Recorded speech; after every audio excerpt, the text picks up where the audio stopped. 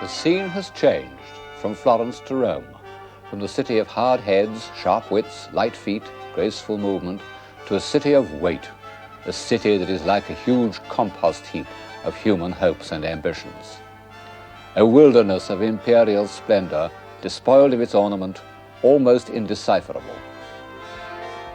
Only one bronze emperor, Marcus Aurelius, who was above ground in the sunshine throughout the centuries.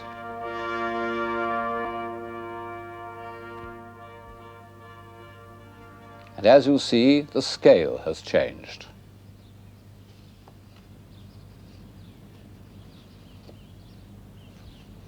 This is part of the courtyard of the Vatican, at the end of which the architect Bramante has built a sun trap known as the Belvedere, from which the Pope could enjoy a view of the ancient city. And it's in the form of a niche.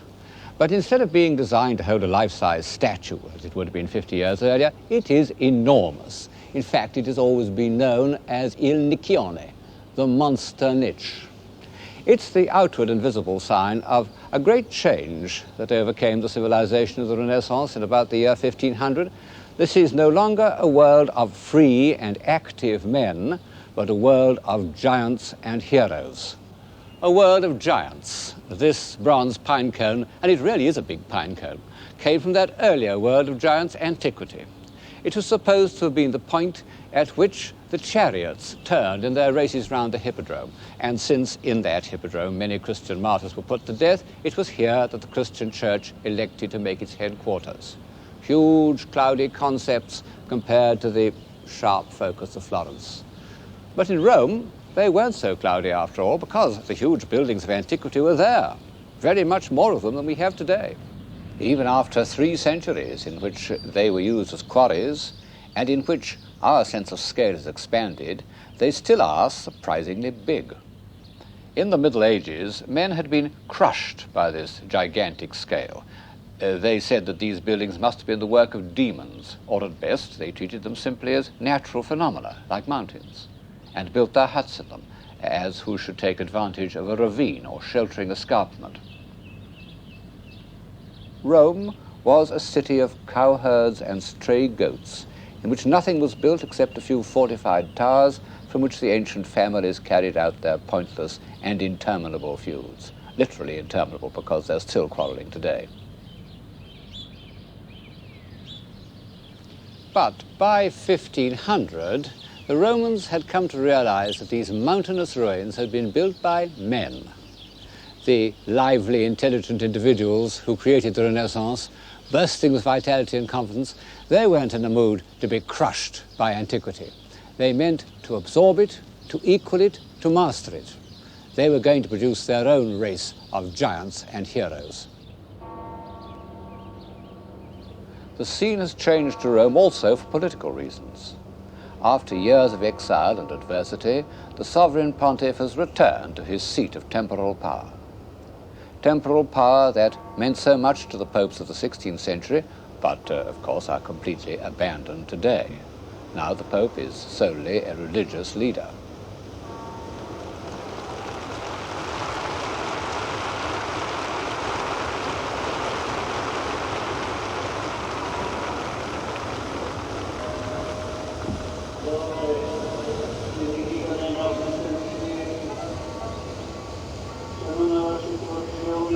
lasciata dal recente conflitto nel Medio Oriente e nel mondo. Dobbiamo In what is commonly described as the decadence of the papacy, the popes were unusually able men who used their international contacts, their great civil service, their increasing wealth in the interests of civilization. And even Sixtus IV, who was as brutal and cunning as he looks, founded the Vatican Library and made the great humanist Plotina its first prefect. And here we see, for the first time, the splendid head of the young cardinal who, more than any man, was destined to give the high Renaissance its heroic direction, Giuliano della Rovere. What a lion he looks compared to the donkeys of the papal secretariat. And when he became Julius II, he was able, by magnanimity and strength of will, to inspire and bully three men of genius, Bramante, Michelangelo, and Raphael. This program is about a few individuals of genius. And two of them, Michelangelo and Raphael, were, to some extent, the creation of Julius. Without him, Michelangelo would not have painted the Sistine ceiling, nor would Raphael have decorated the papal apartments. And so we should have been without two of the greatest visible expressions of spiritual power and humanist philosophy. Well, this splendidly over life-size character conceived a project so audacious, so extravagant, that to this day the very thought of it makes me feel slightly jumpy. He decided to pull down old St. Peter's. It was one of the largest and most ancient churches in the world, certainly the most venerable, because it stood on the place where St. Peter was supposed to have been martyred. Julius decided to pull it down and put in its place something even larger and more splendid. In his thoughts for the new building, he was influenced by two Renaissance ideals. It must be based on perfect forms, the square and the circle, and it must be on a scale that surpassed even the grandiose ruins of antiquity. And he called on Bramante to provide a plan. He didn't get very far with it. You know, great movements in the arts, like revolutions, don't last for more than about 15 years. After that, the flame dies down. People prefer a cozier glow. Julius II was Pope for only 10 years. St. Peter's wasn't completed till almost a century after his death. But the first step in this visible alliance between Christianity and antiquity was taken when Julius decided to pull down the old basilica and rebuild it in rivalry with the enormous remains of Roman architecture. In the 15th century, Greco-Roman sculpture had become a shining, almost inaccessible model to the more adventurous artists, and collectors had begun to compete for fine examples. The greatest prize in the papal collection was the Apollo of the Belvedere, an ideal of godlike beauty. But for some time, these discoveries didn't influence their mental picture of antiquity. As they read the ancient authors with passionate attention, they wrote to each other in Latin, but although their minds were full of antique literature, their imaginations remained entirely Gothic. When the average painter set out to depict a scene of ancient history or legend, as in this picture of the Rape of Helen, he did so in the costume of his own time, with dainty, fantastical movements which show not the slightest consciousness of the physical weight and the flowing rhythms of antiquity.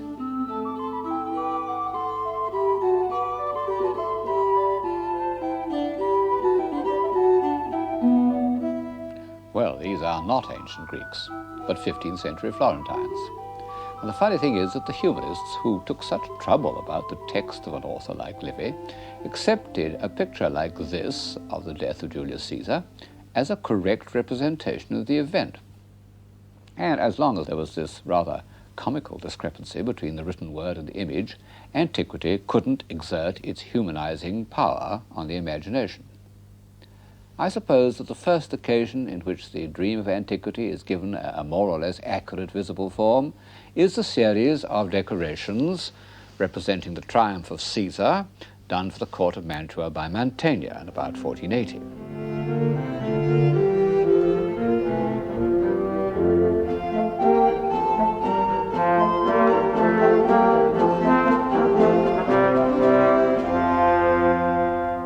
It's a piece of romantic archaeology. Mantegna has rummaged passionately in the ruins of ancient Roman towns to find evidence for the shape of every vase or of a Roman trumpet. But he has subordinated all his antiquarian knowledge to a superb feeling for the drive and discipline of Rome.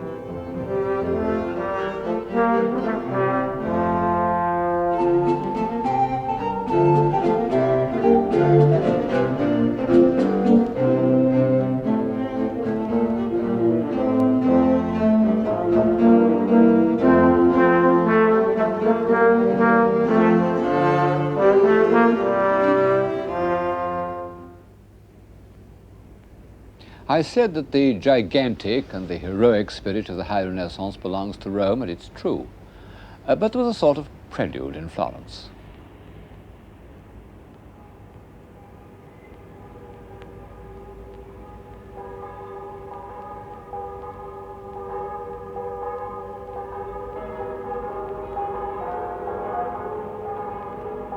The Medici, who had been the rulers of Florence for the last 60 years, had been kicked out in 1494, and the Florentines had established a republic. They made speeches full of the noble puritanical sentiments which pre-Marxist revolutionaries used to dig up out of Plutarch and Livy, and to symbolize their convictions, they re-erected two statues by Donatello, the Lion of the Republic called the Marzocco, and Judith the Tyrant Slayer, two figures belonging to an earlier period of Florentine liberty. And the city fathers also commissioned various works of art on heroico-patriotic themes, and one of them was a gigantic figure of David, the free, pure-hearted youth who had killed the giant of corruption.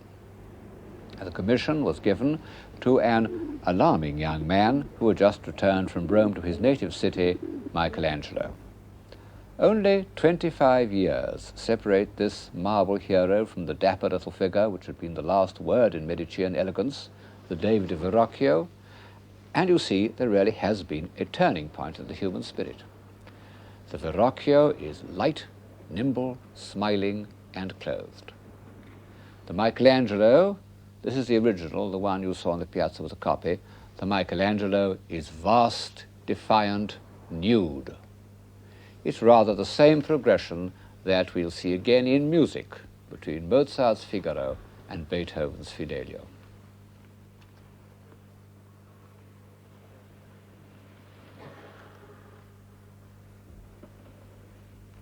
What a man. Everyone who met Michelangelo recognized that he had an unequaled power of mind and skill of hand. Even as a boy, his spiritual energy terrified people.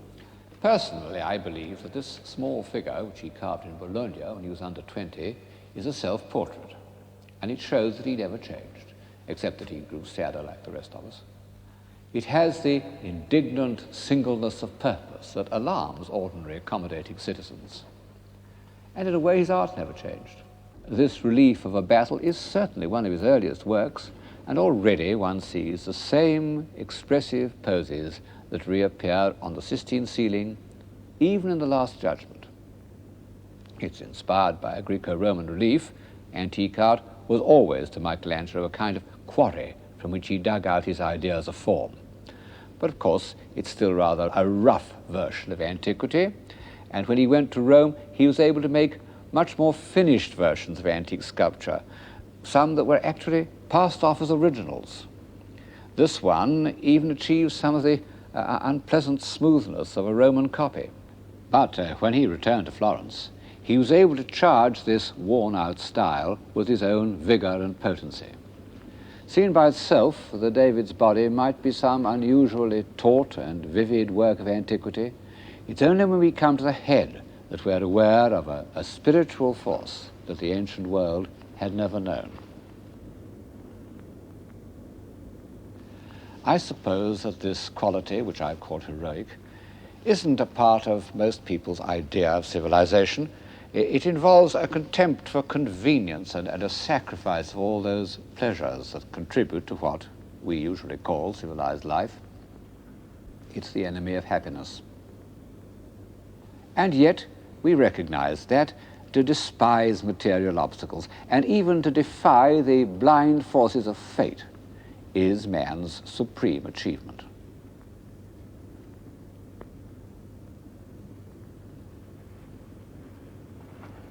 And after all, we see that he's expressed this by the body no less than by the head, by this living cage of ribs, by those tense architectural muscles of the pelvis.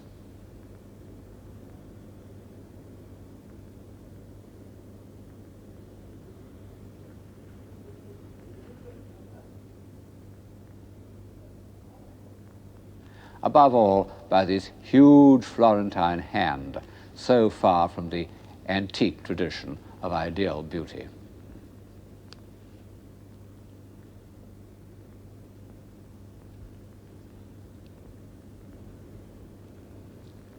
And since, in the end, civilization depends on man extending his powers of mind and spirit to the utmost, we must reckon the appearance of Michelangelo's David as one of the great events in the history of Western man. And this brings us back to Rome and to the terrible Pope. In fact, I'm sitting in the papal garden in the Vatican. Julius II wasn't only ambitious for the Catholic Church, he was ambitious for Julius II. And in his new temple, he planned to erect the most grandiose tomb of any ruler since the time of Hadrian. It was a staggering example of superbia, what we call megalomania. And Michelangelo at that time wasn't without the same characteristic. I needn't go into the question of why the tomb was never built. There was a quarrel. Heroes don't easily tolerate the company of other heroes. Nor does it matter to us what the tomb is going to look like. All that matters is that some of the figures made for it survive, and they are something new to the European spirit, something that neither antiquity nor the great civilizations of India and China had ever dreamt of. As a matter of fact, the two most finished of them were derived from antiques. But Michelangelo has given them a complex inner life that was almost unknown in antiquity. And he has made them convey their emotional conflicts by the action of their bodies. They're conceived as captives, bound captives. One of them struggling to be free from what? From mortality, from the weight of his muscle-bound body, derived, as we know, from a Roman figure of a boxer, and the other sensuously resigned, half in love with easeful death. Michelangelo had in mind a Greek figure of the dying son of Niobe. These two are carved in the round, but the others, assuming they were part of the same set, are unfinished. Their bodies emerge from the marble with the kind of premonitory rumbling that one gets in the Ninth Symphony, and then sink back into it.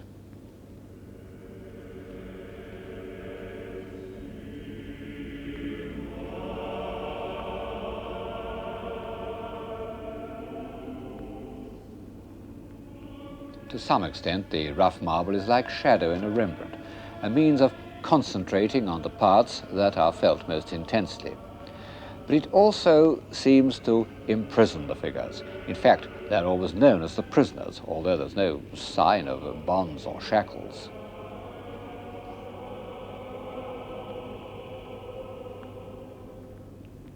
As with the finished captives, one feels that they express Michelangelo's deepest preoccupation, the struggle of the soul to free itself from matter.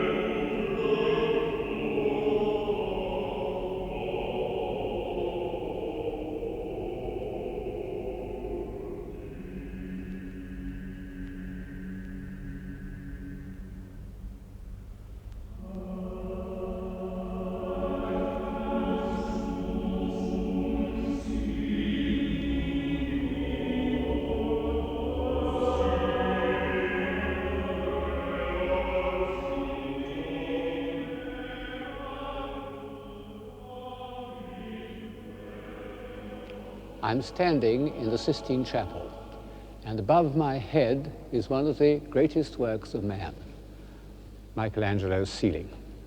People sometimes wonder why the Italian Renaissance didn't make more of a contribution to philosophy.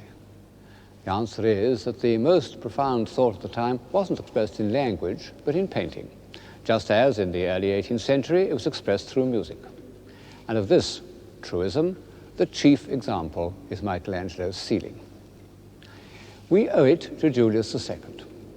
Ever since Michelangelo's earliest biography, the Pope has been blamed for diverting his energies from the tomb on which he'd set his heart and putting him to work on the painting of the Sistine ceiling. It was even said to be a plot devised by his enemies. Well, I think it was a stroke of inspiration. The original project of the tomb included almost 40 marble figures, over life size. How could Michelangelo ever have done it? It's true that he carved marble faster than any mason, but even with his heroic energy, the tomb would have taken him 20 years, during which time his mind was changing and developing. And the very fact that in the ceiling he decided to depict scenes, not simply to concentrate on single figures, allowed him a range of experience which would hardly have been possible in the more concentrated medium of sculpture. Look at this woman holding her child in front of her, and these piled up men looking across the flooded landscape. And this wretched woman lying there in misery, abandoned. All these show a human side of Michelangelo, which will scarcely appear again.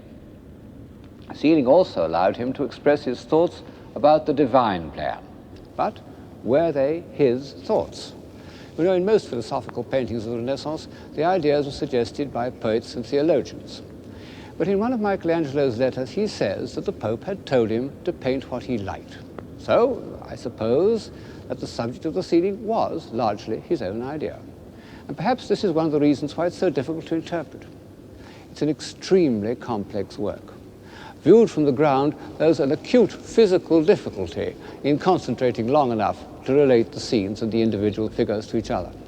Some scenes are clear, the contrast between the confident, sensual twist of Eve's body before the fall and the huddled, desperate animal after. As for the general scheme, I think at least one thing is certain. The Sistine ceiling passionately asserts the unity of man's body, mind, and spirit.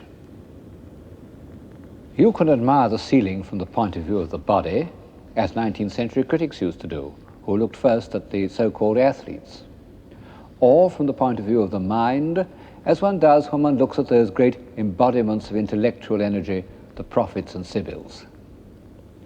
But when one looks at the sequence of stories from Genesis, I think one feels that Michelangelo was chiefly concerned with the spirit. As narrative, they begin with the creation and end with the drunkenness of Noah. But Michelangelo compels us to read them in reverse order, and indeed they were painted in the reverse order. Over our head as we enter the chapel is the figure of Noah, where the body has taken complete possession. At the other end, over the altar, is the Almighty dividing light from darkness, in which the body is being completely transformed into a symbol of the spirit, and even the head, with its too evident human associations, has become indistinct. In between these scenes comes the central episode, the creation of man. It's one of those rare works which are both supremely great and wholly accessible, even to those who don't normally respond to works of art. Its meaning is clear and impressive at first sight, and yet the longer one knows it, the deeper it strikes. Man, with a body of unprecedented splendor, is reclining on the ground in the pose of all those river gods and wine gods of the ancient world who belonged to the earth and did not aspire to leave it.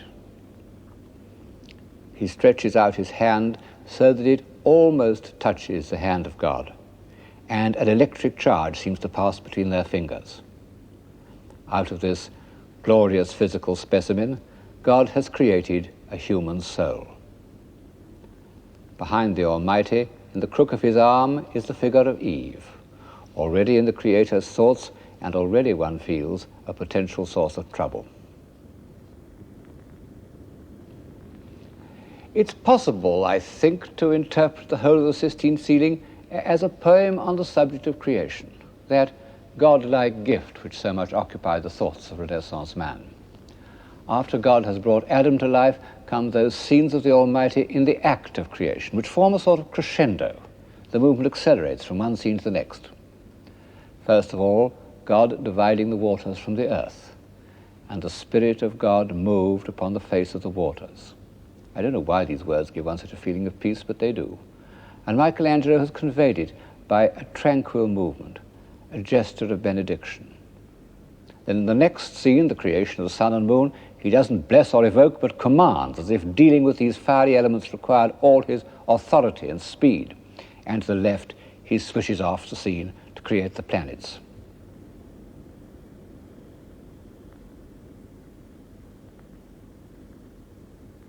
Finally, we're back at the separation of light and darkness, of the rare attempts of finite man to set down an image of infinite energy. This seems to me the most convincing. One might even say the most realistic, because photographs of the formation of stellar nuclei show very much the same swirling movement. Michelangelo's power of prophetic insight gives one the feeling that he belongs to every epoch, most of all, perhaps, to the epoch of the great Romantics, of which we are still the almost bankrupt heirs. It's the quality that distinguishes him most sharply from his brilliant rival, the second hero of this program, Raphael. Raphael was above all a man of his age. Even in his early work, still painted in the clear, self-contained style of the 15th century, he's begun to absorb and harmonize all that was being felt or thought by the finest spirits of his time. He is the supreme harmonizer. That's why he's out of favor today. One couldn't write a bestseller about Raphael. I suppose one must allow that, as works of art, Raphael's frescoes aren't all that easy to enjoy. Even in the 18th century, when Raphael stood at the summit of an established Olympus, Sir Joshua Reynolds warned young artists not to be disappointed by their first visit to the Stanze, but to go on looking and looking till finally they understood the restrained but perfectly balanced language in which he expresses his ideas. I've tried to follow his advice over the last 40 years, and I promise you, it's been worth the effort. Raphael came from Urbino, where his father was court painter. And it's reasonable to suppose that he was introduced to the papal service by his compatriot, Bramante, who was not only the architect of the new St. Peter's, but seems to have been on relatively intimate terms with Julius II. At the time, Raphael was 27. He'd only once tried his hand at mural painting. He'd shown no evidence at all that he could cope pictorially with great ideas, and yet Julius had the insight to commission this young man to decorate the library and study which was to be the center of the Pope's life, where he was to meditate on theology, decide on action. The decorations must, in some sense, project and harmonize his thoughts. No doubt Raphael had passed much of his boyhood in Urbino in the Paris Library, where paintings of poets and philosophers and theologians were placed above the shelves containing their books. And when he came to decorate what in effect was a branch of the papal library, he determined to carry the same idea further. He would not only portray the figures whose books were on the shelves below, he would relate them to each other and to the whole discipline of which they formed a part. He must have had advice from the learned, cultivated men who made up about a third of the papal curia, but that sublime company wasn't assembled by a committee. It represents human reason. It's always known as the School of Athens, and on the opposite wall is divine reason, known for some reason as the Disputa. On the subsidiary wall, the window wall, is poetic inspiration, Apollo and the Muses, known as the Parnassus. Everything in the groups is thought out. For example, of the two central figures in the School of Athens, Plato, the idealist, is on the left, and he points upwards to divine inspiration. And beyond him, to the left, are the philosophers who appeal to intuition and to the emotions. We recognize Socrates, but many of the others can't be identified. We can be certain only that these noble human beings are passionately engaged in a search for truth.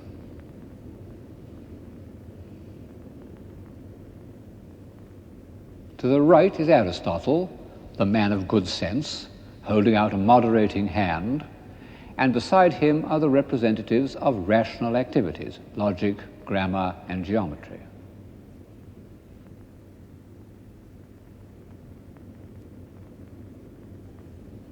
Curiously enough, Raphael has put his own portrait in this group, next to a bearded philosopher who seems to be an ideal portrait of Leonardo da Vinci, perhaps intended to represent Pythagoras, and below them is a group of beautiful young men looking over the shoulder of a bald-headed geometer, Euclid, I suppose.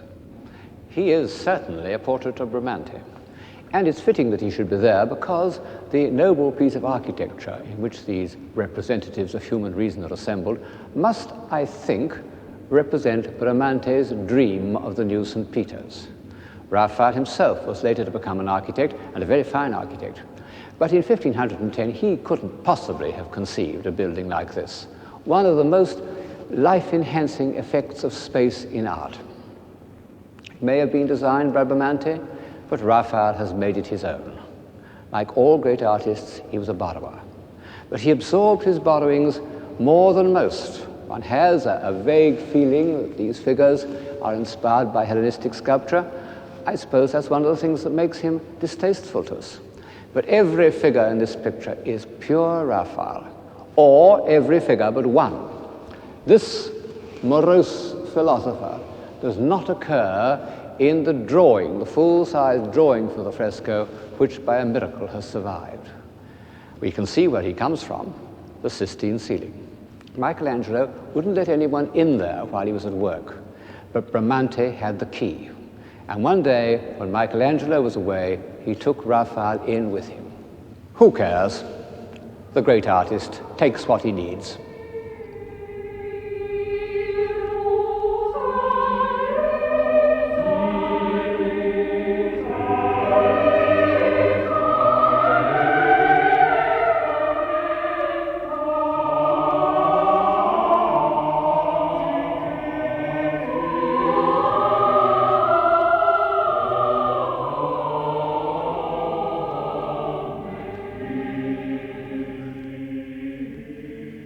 While human reason is rooted to the earth, divine wisdom floats in the sky above the heads of those philosophers, theologians, and church fathers who have tried to interpret it.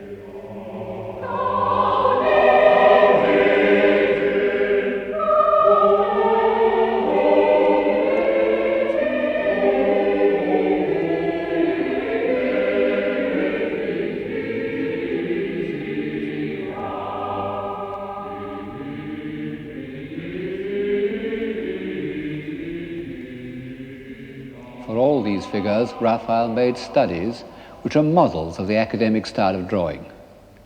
He even made nude studies of whole groups to get the underlying structure solid and real enough.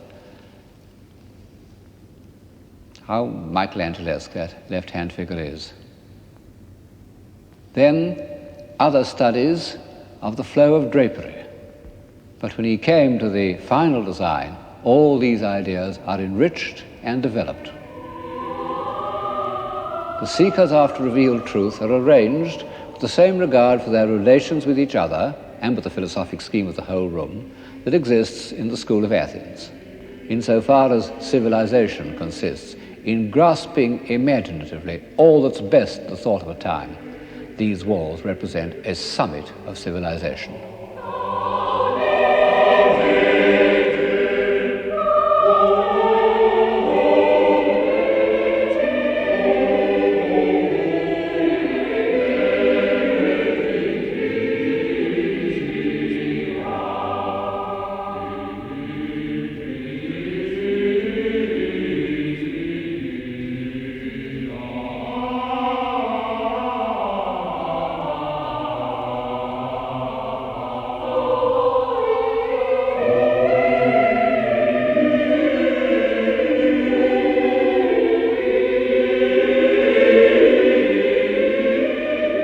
If only, we feel, Raphael had more often allowed himself this vein of sensuous poetry, which in its way is quite as civilizing as his intellectual abstractions.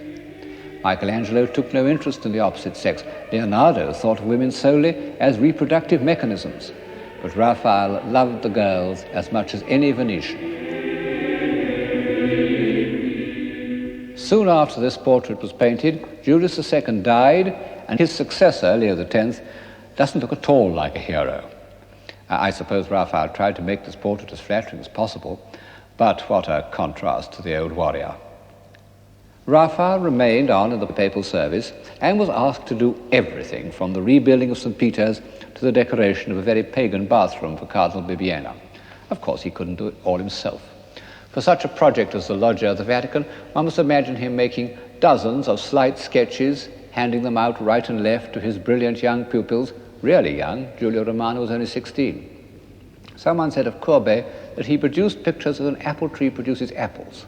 The same is true of Raphael, except that his apples were fruits of the imagination and sometimes achieved such grace and finality that they stamped themselves with the European mind for 300 years.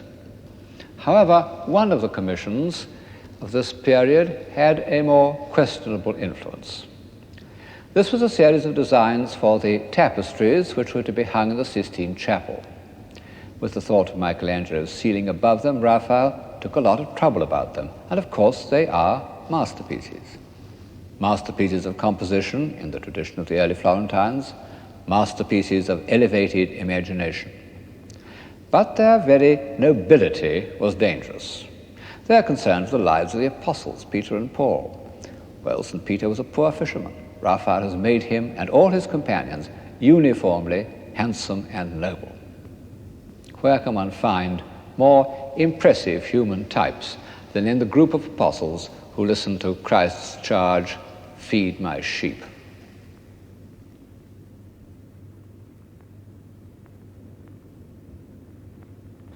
It may be good for us to leave our daily chores and move in high company for a short time, but this convention by which the events in biblical or secular history could be enacted only by magnificent physical specimens, handsome and well-groomed, went on for too long, till the middle of the 19th century, in fact.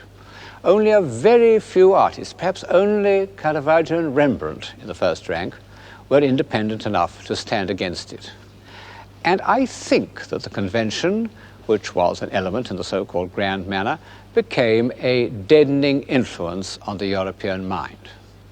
It deadened our sense of truth, even our sense of moral responsibility, and led, as we see in modern art, to a hideous reaction. In the autumn of 1513, soon after the death of Julius, there arrived in the Belvedere, almost exactly where I am now, one more giant, Leonardo da Vinci. Historians used to speak of him as a typical Renaissance man, a kind of successor to Alberti. Well, that's a mistake. In fact, he belongs to no epoch. He fits into no category. And the more you know about him, the more utterly mysterious he becomes. Of course, he had certain Renaissance characteristics. He loved beauty and graceful movement. He shared, or even anticipated, the megalomania of the early 16th century. The horse that he modeled as a memorial to Francesco Sforza was 26 feet high. He made schemes for diverting the River Arno that even modern technology couldn't accomplish. And then, of course, he had, to a supreme degree, the gift of his time for recording and condensing whatever took his eye. But all these gifts were dominated by one ruling passion, which was not a Renaissance characteristic: curiosity. He was the most relentlessly curious man in history. Everything he saw made him ask why and how, particularly how. And he's left his answers in thousands of sheets of paper and scores of notebooks. I've got in my hands the facsimile of one of these, manuscript B. It deals with practical problems: mill wheels, toothed wheels, ratchets. Architecture, a tower for the Ducal Palace in Milan, the Castello Sforzesco. A church in the style of his friend Bramante. Leonardo was obsessed with the idea of putting a round dome onto a square base. and a stable for the Duke of Milan's famous horses. Very grand stable, the hayloft above, the feeding bars on either side, and a drainage system down the middle.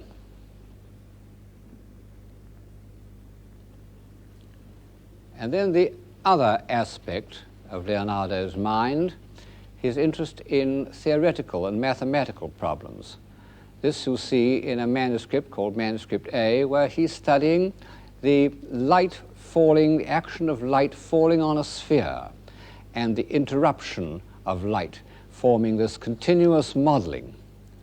It looks abstract enough, but in fact it was the theoretical study of light falling on a sphere that enabled Leonardo to achieve the incredibly precise, scientifically precise, continuous modeling of the head of the Mona Lisa. You can see from these manuscripts that Leonardo's curiosity was matched by an indefatigable energy.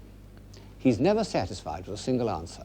He goes on asking the same question again and again, worrying it, restating it, countering imaginary antagonists, till the reader is absolutely worn out. Fortunately, he also left answers in the form of drawings, which are, or appear to be, easier to take in. One can enjoy them for the way in which his eye grasps each form and his hands set it down with a unifying rhythm. But one mustn't forget that they are all, or nearly all, answers to questions. How does one stream of water deflect another? What is the cause of whirlpools? How are rocks formed? What is the reason for stratification? How do storm clouds build up? How do trees mass together? How does a twig support its load of acorns?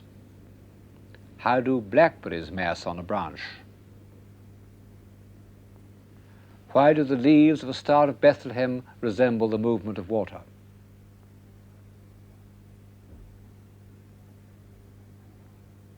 What is the structure of a bird's wing? How does a bird fly? Of all these questions, the ones he asks most insistently concern man. Not the man of Alberti's invocation with wit, reason, and memory like an immortal god, but man as a mechanism. How does he digest?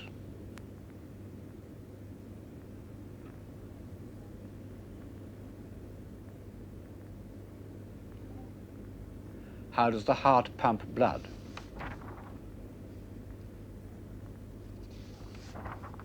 How does a child live in the womb?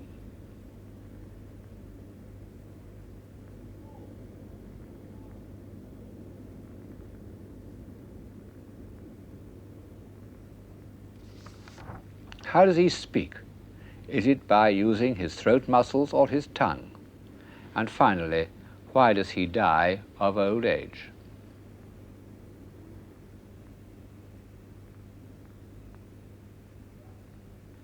Leonardo discovered a centenarian in a hospital in Florence and waited gleefully for his demise in order to examine his veins. Every question demanded dissection, and every dissection was drawn with marvelous precision.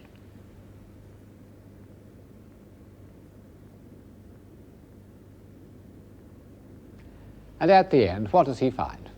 That man, although remarkable as a mechanism, is not at all like an immortal god.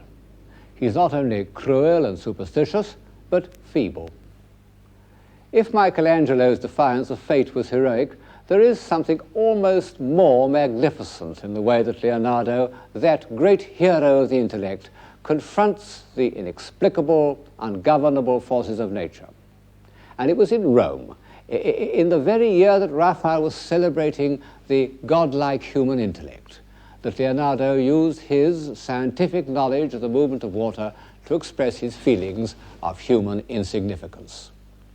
The painstaking way in which he depicts these disasters shows a strange mixture of relish and tragic indignation. On the one hand, he is the patient observer of hydrodynamics. On the other hand, he is King Lear defying the deluge. Blow winds and crack your cheeks, rage blow, you cataracts and hurricanos, spout till you have drenched our steeples, drown the cocks. We are used to catastrophes. We see them every day on film and television. They contribute to our pessimism. But coming from a perfectly endowed man of the Renaissance, these extraordinary drawings of the world destroyed by flood are prophetic.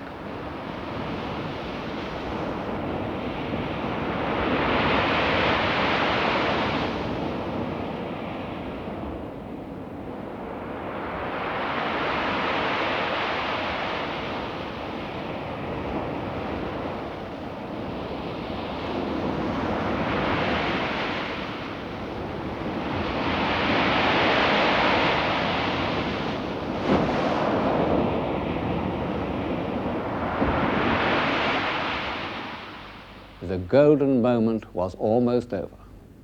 But while it lasted, man achieved a stature that he's hardly ever achieved before or since, because to the humanist virtues of intelligence was added the quality of heroic will.